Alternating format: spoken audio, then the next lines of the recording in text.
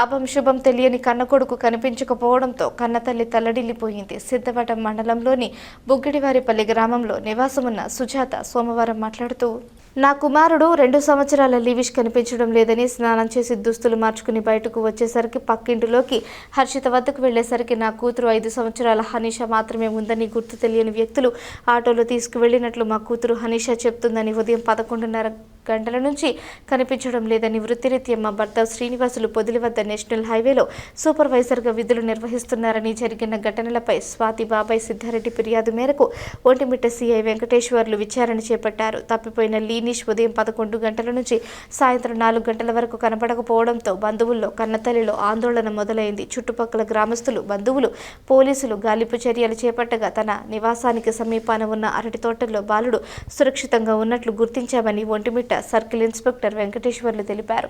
తల్లి వద్దకు బిడ్డను సురక్షితంగా చేర్చి తల్లికి అప్పగించామని సి వెంకటేశ్వర్లు పేర్కొన్నారు. జరిగిన సంఘటనపై సమగ్ర విచారణ చేపడుతున్నామన్నారు. నా పేరు స్వాతి సార్. నా కొడుకు పేరు లివిష్ సార్. నేను స్నానం చేసి డ్రెస్ చేంజ్ చేసుకోవడానికి లోపలికి వెళ్ళాను సార్.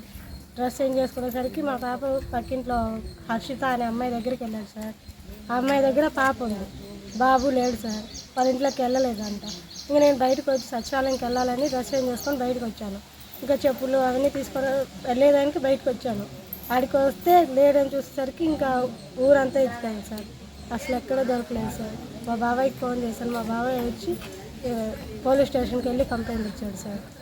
తమ్ముడు అడిగి పోయినాడు, అన్ని ఆటల్లో పోయినాడు. మళ్ళీ నువ్వు నాకు చెప్పేది కదా, ఆటోలో ఎక్కించుకోమన్నాడు. ఆ బుద్ధి కూడా నోటి కనిపించుకోండి. బాగా బుద్ధి ఉండదు సార్, బుద్ధి కూడా అట్లే కనిపించుకోండి.